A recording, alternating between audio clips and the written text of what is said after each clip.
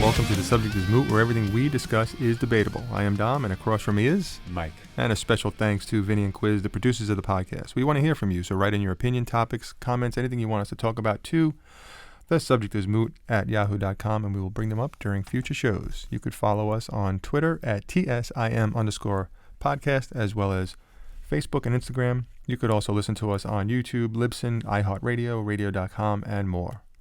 Behind the mics for episode 32. Mike, this is actually going to be a very emotional episode for us. But before we get started, let's just thank Sweetwater for providing music instruments and pro audio since 1979. They have excellent products, pricing, and customer service. They also offer sweet free financing, free shipping to the lower 48 states, as well as an exclusive 2-year warranty that comes with nearly every product that they offer. They are located in Fort Wayne, Indiana. Call 800-222-4700 for technical questions, sales assistance, and advice. You could also check out sweetwater.com for their products and pricing. Yesterday, the music world was absolutely crushed with the loss of, I would say, and I know the subject could be moot, but I will tell you it's really not that moot. It's probably for the greatest drummer in the history of music. The passing of Neil Peart at 67 years old. 67. Years young. Terrible. So devastating. I feel like there's going to be some silence, some pauses during this episode. It's just anything that you see online. And you know what, when I first saw it, and you told me about it, and as soon as you told me about it, I reached out to somebody who is a tremendous Rush fan. And I said, sad day, sad day. And I had exclamation points. And he says, why? What happened? He is one of the biggest Rush fans that I know. And he didn't know. So when I saw it, I said to myself, well, if he didn't know, and I know you sent me the link, but you know, with the internet now and a lot of fake news that's out there. Well, that's why I waited before I did anything, because my cousin reached out to me first, and I couldn't even. I didn't want to believe it. But then at the same time, like, as big as he is, he's not on that level where like somebody would fake his death. You know what I'm saying? Somebody would put out fake news of someone dying, because it's such an obscure. Well, you'd like to believe personality. And I agree with you, and I understand, but you would like to believe that, but you never know. And so I went on in line and I Googled a few times, and I saw different things, and it just looked like it was more and more consistent that it was real. I think one of the most respectable things about Rush over the years was that they always did what they wanted to do, and to keep this type of thing away from the press and the public was more, even makes them more respectable, in my opinion, because it's not everyone's business when someone is sick. Mm-hmm. I don't need to, I mean, you want to know, but what I'm not going to, it's not like I'm going to call them up and say, I hope you feel better, or how's everything going? So as a fan, we hope for the best, but we don't need to know every single aspect of their lives. No, they're entitled to their privacy. Unfortunately, you don't get much as a celebrity, as a rock icon, as those three, that band, and I had no idea. Yeah. I had no idea that he was even sick. And you know what? It makes me think back to when we had that discussion on our show a while back, where if they tour without Neil Peart, do you go see them? Now, did something get leaked then that he wasn't touring because he wasn't physically healthy? I don't know. I didn't hear anything. I just heard that they may tour without him. And I wonder if that's maybe where this all stemmed from, but I never put two and two together. I think for the people that I'm surrounded by, which is you and, some friends who like Rush, who bleed Rush, they had no idea. They were rocked and floored. And you know what? When you look at the social media, and when I went on Twitter last night, because that's how I get most of my news, it wasn't even the first thing. It was almost like after the dog show in a paper. You know what I mean? Like that last thing in the newspaper before you get to the sports section or classifieds or whatever. This is Neil Peart, and I don't know. Let's just, you know what, Mike? Why don't you just kind of give me a rundown of maybe, you know, now that we're talking about it, like maybe a top 10 Rush albums and maybe your feelings on this whole thing. First off, from the show, from Somebody's Moot, we definitely want to wish Neil's family and the members of Rush, their crew, and all the real diehard fans out there, and everybody, our condolences for such a devastating loss within the music community. I don't think I've ever been this floored by the loss of a musician. Look, I guess I'm lucky in my life. I mean, there's been musicians who've passed, you know, for under different circumstances. I mean, when I was a kid, I remember when Stevie Ray Vaughan died. I wasn't really fully into music as hardcore as I am now. And well, look at when John Lennon died, right? You know, how old were we when that happened, right? I think I was 6 or 7. Exactly. So I mean, when Elvis dies, right? When icons like that. But there's a difference when there's an icon that passes and it's someone you have been deeply touched by or influenced by. And even though I play guitar, Neil Peart was probably the first drummer that made me sit up and say, wow. You know, and that's the thing. Wow. When you look at all these write-ins and these people, these artists and fans and everything and what they're writing about, this guy is not only everybody's saying how great of a guy he was as a human being, but his talent is, I can't use the word iconic is probably still not saying how great he was. Well, yeah, I mean, he was their drummer. He was their primary lyricist. Yep. Which there's so many reasons I love Rush, and as I got older, I probably appreciated them more and more every year. Now, 20 years ago, if you would ask me my favorite band ever in the history of time, I would have said Dream Theater. No surprise. Right. But over the years, Rush has kind of taken that spot just by a hair, because I feel like I've realized that Dream Theater doesn't exist without Rush. They just do not. A lot of John bands Petrucci and Portnoy will probably tell you that. No, they definitely will. And can't imagine a lot of those prog drummers, and any drummer post Neil will have him as their number one influence. Number one influence. I'm still trolling through Instagram just to see people's different feelings and posts on him. But their music is timeless.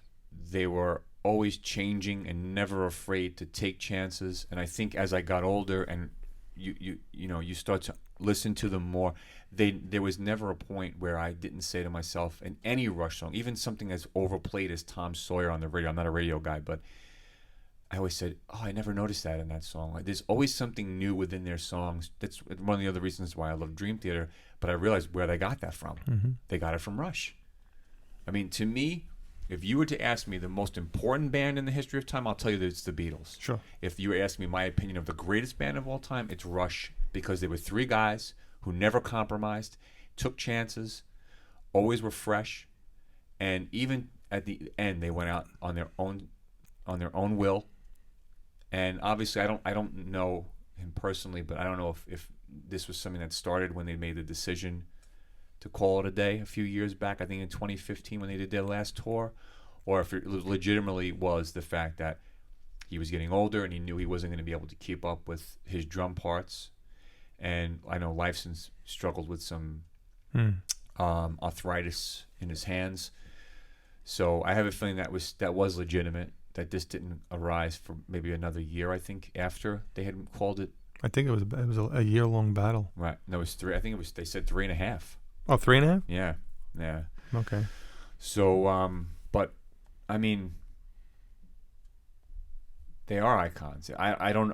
One of the reasons I despise the Rock and Roll Hall of Fame so much, and even though they're in now finally, it was only because of their fans. And how do you not recognize a band that was as important as Rush was? Well, it took a while to get Yes in. Iron Maiden's still not in. I'm not going to go on about the Rock and Roll Hall of Fame, but why Rush wasn't recognized to be in that. Not that I care one crap about the Hall of Fame, but they should have been in without the fans making a big stink about it. They should have been in many, many years ago. I mean, they put rap artists in before Rush, and this is the Rock and Roll Hall of Fame. Yeah, but it's not the the way we want it to be. And I don't mean that in a selfish way. It's not. Dude, it's Rush. Period. No, it doesn't matter. It doesn't matter. It's a popularity contest, whatever it is. They don't go by talent. Look at all the bands that are not in it, and look at the people who are in it that shouldn't be in it before the great bands like Rush. Well, it's similar to the Baseball Hall of Fame because you have people making the call that maybe never played or never. Is some one person who just picks who he thinks is popular or who he likes or she, or is it a situation where you're going to sit back and go, let's really objectively look into all of the artists and bands that have come through who are eligible to be in the Hall of Fame and why they should be or should not be, and why Rush was passed over so many times and still Maiden and Priest still get passed over. It's beyond me. It's well beyond me. The success that Rush had throughout their career, and it's funny because they achieved a resurgence as time went on. Like younger people started to pick up on Rush, not as much as like the Beatles and Queen and Zeppelin and them, obviously, but they got a resurgence later in their career, Rush, because people I think started to wake up and go, "Wow, this band really is great." I was a late bloomer. Because anything that gets termed prog or progressive a few years back was a dirty word, was a word you didn't want to be associated with. Now everything gets tagged as prog because people who are minded, they will flock to that obviously because they realize the time and effort that's gone into you owning your craft as a musician is to be respected, and that's one of the reasons why I was never a fan of like punk or something like that because it just was. Not that I'm a great musician, but it just came off sloppy. But there's a place for every type of music, of course. But I'm not going to get off topic here.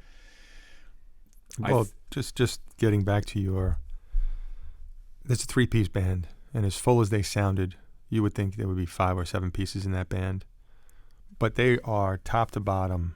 You look at other bands out there, and they're like, oh, great guitar player, great lead singer, great drummer. You never really look at maybe the rest of them. Or great bass player, There's always somebody in the band that you may say to yourself, "Oh, I didn't even know that was who it was, or I didn't know their name." Right? You only know like maybe say 3 out of 5 members. Right. This is 3 musicians who are iconic across the board in the history of music, as in the band Rush. You had 3 best of the best out there, and in their final tour, they still didn't have other musicians coming in to help out. People, like the whole Wizard of Oz behind the curtain, like maybe a backup singer or a keyboardist or something, except for adding in like a string quartet just to add substance. To it's like putting icing on the cake. Other than that, these guys did it. Them 3. That's it. That's what they were. That's why they're so special. That's why they're so unbelievably great. They always did what they wanted to do as a 3-piece. Plus, they were brothers. That's another that cannot be discounted here. There's so many bands where band members hate one another, dislike one another, there's infighting, disagreements. Not to say that it was always a honeymoon for the 3 of them, but the 3 of them were like brothers. All the way for 40 plus years that they were together since Neil Peart joined the band. I mean, that's... What else can you say? No, I can go on and on and on about it and how important Rush was to me as a fan of music in general, and how going through their catalog opened my eyes to not say, well, even with over the years listening to Rush and how they changed into the 80s and whatnot, a lot of the fans jumped off for a little while because they didn't like that 80s sound. It made me go back and like, even again, not to beat a dead horse, but go back to Dream Theater and give like Falling to Infinity a listen, because I said a band will always be a little bit different and make their changes. It's U2. Isn't there another great band that kind of lost their core sound for a while or strayed from it because they wanted to take chances and be a little bit different and keep it exciting, which they did. And, I give Rush a lot of credit for that. And you know what? Thank you, Neil. That's all I can say. Thank you. And the funny thing is, as a guitarist, my favorite member of the band wasn't even Lifeson. It was Neil Peart and Geddy Lee, because Lifeson wasn't, as when I first hopped on a guitar playing, he wasn't the type of player that I was kind of getting attracted to, like Devise and Satriani's. But I realized how great he was as time went on also, because he was about chords, he was about songwriting, but he also was a musician, along with the other 2. And their albums are just so deep and offer something new every time. Their music is what I've gained or grown to like over the years. years, because like I said, I was a late bloomer for Rush, and that's what's great about music for me today, is that I'm discovering bands that have been around. And this is I'm segueing into this, and I don't want to segue into this, but I really think it needs to be heard. Is when you have bands like Rush, these are like the greats of the greats, and there will never be in a lot of the musicians that we still have on this earth. You will never see these again. I said that to my daughter. I rewatched the documentary Time Stands Still about the final tour. I rewatched it last night, and I was saying it to my daughter. I said, "You see this? You see this? The fandom that revolves around," because they were showing how they have like a Rush Con, which was like a convention for Rush fans. Yearly, they met up. I said, "Do you think people are going to be talking about artists like Adele or Beyonce in 50 years? Are they going to be touring like Paul McCartney, still bringing in the fans, and there's Queen movies being made? I don't see it. I think what you'll see those artists like Shania Twain. She'll come back, she'll do an album, she'll do some of her old shows, she'll tour, or they'll tour small little venues. But that's it. You're never gonna see this again. So let me just say this though. When Eddie Money died, and right after Eddie Money died, you had Rick Ocasek die. Before those two died, you had Tom Petty and a bunch of other people. You're talking about the icons of the great music that we grew up listening to for the last 40 plus years. But guess what? I don't want to get all Father Flanagan here and depressing, but they're all in the same age group. Yep. What do you think is going to happen between now and say the next 15 years? Yeah. We're going to lose the greats of the greats. That's what I think. You kind of lose the reality of it in the term iconic, because even when they're gone, their legacy is still here. That's the greatness of music too, or even movies too. No, and right. So what are they really doing for us now, right? They're not really putting out great music. They're not really. I mean, how many artists really put out like 10 albums in the last 10 years? Or even 5 years, or I should say 20 years. Okay, but we're still holding on to the music that we liked back in those days, right, in the 70s and the 80s. That's and why the the term classic rock's always going to be there, because people. No, it's not always going to be there, but it was so prevalent for the past 40 years, is because it's the concept. When I started listening to music hardcore in the late 80s, early 90s, so many people like, oh, do you listen to these new bands? You should listen to Zeppelin and listen to the Stones and listen to Black Sabbath. Stop with these newer bands. And I'm like, why? Because these bands are making relevant music for now, and they were influenced by those bands. Yes, it's going to get diluted. It just gets diluted as time goes on. I guess so. It's going to. I mean, are you going to see anybody who is going to be as big as Rush, as big as, say, the Stones, the Who, Zeppelin, Bruce, and the E Street Band? Okay, think about all these people, right? I mean, Bruce just turned 70. Gene Simmons just turned 70. You have Rod Stewart, okay, Barry Manilow. These guys are, you have Tony Bennett, okay, still, I mean, they're still out there, and they're still touring. So why do we have to wait? And they had a statistic that Eddie Money's, his music sales, whatever, increased like 1,000% when he died. Why? It always happens. I know, and it's going to continue to happen. Look at Queen.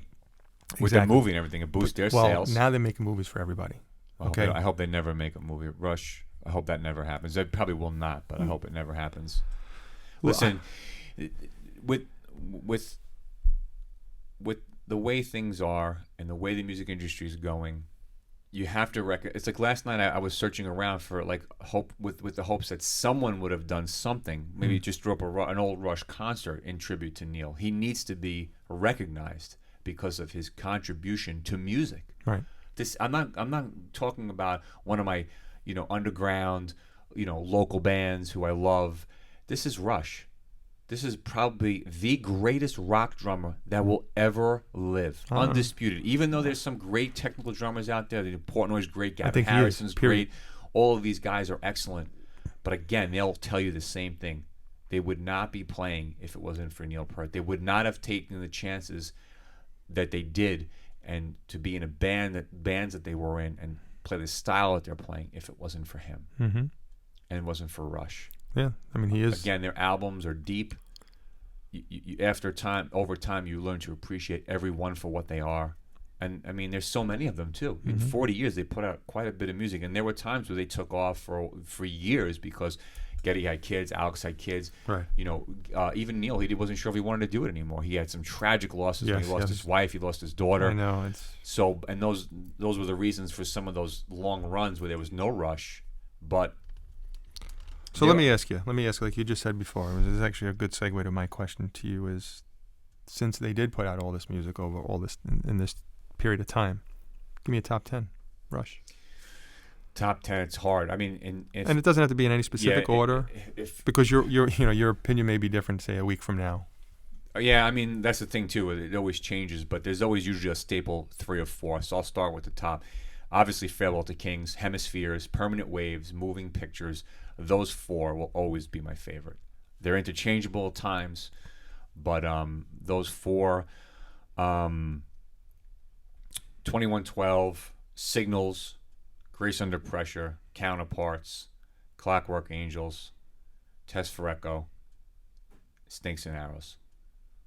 Not to discount anything else around them. No, but no, they're your top. Those 10. are my top. Actually, it's more than 10. But No, those it sounded like more. Those are my top Rush albums of all time, and I love them all. Except maybe the first one, to me, they didn't find their niche. They still kind of sounded like Zeppelin a little bit on the first album, just the self-titled. Plus, Neil wasn't on the first album. Mm-hmm. But everything else besides that, I wasn't a big fan. They did like a little cover EP. I don't need covers from Rush. No. Rush. I don't need them. But I don't need covers from a band that I like. All their albums. Well, it's fun to hear their interpretations. Throw a song here and one here, song on every album. Right. Don't give me an album. Everything they've done, I love. It's just those are my very top ones. It'll be a long time, I think, before we start to, I guess, before the effects of this really diminish. And I like I said, though, I really, I embrace the people who made music what it is today, and obviously the people before them. It wasn't just the people in our lives that made music, right? I mean, music has been around for years, decades. And so with that being said, like you said, our sympathies go out to, Neil's family, the Rush family, and anybody else, I guess, who's been associated with them. Yep. We'll continue to troll the social media and see what people are writing in. Yeah. Saying and how, I love to see the tributes. I really do. Last night I sat there in front of my computer just thinking about it. I threw on The Garden by Rush off their last studio album, and it's just such a beautiful song. And I'm not even embarrassed to say I actually started to cry a little bit, because it's a devastating loss as a music fan, as a Rush fan. I don't know, just speechless. There's really nothing you can say. It's sad, and we're fortunate. I guess we have to look at the positives and say we're fortunate, because right now we'd be talking about something else. Yep. And that wouldn't be as meaningful as this. Yep. And what he has meant to the music industry. I don't know. You think any of the award shows will have anything on him? I hope not. They don't deserve him. They don't deserve Rush. Sorry, that's how I feel. Well, with that being said, I think, that's a show all in itself, and deservedly so. Neil, we talked about Neil and Rush in one show, so I don't think we could really add any other topics that could round out this episode. This is a show for Neil. I don't want to talk Absolutely. about anything else. Definitely. Dedicated to Neil, this show. And his legacy. We want to hear from you, so write in your opinion, comments, questions, topics you want us to talk about to the subject is moot@yahoo.com. We will bring them up on future shows. You can follow us on Facebook, Instagram, and Twitter. And listen to us on iTunes, Libsyn, YouTube, iHeartRadio, and radio.com. For now, I am Dom, and across from me is Mike, and farewell to a true musical king. Thanks, Neil. Thank you, Neil.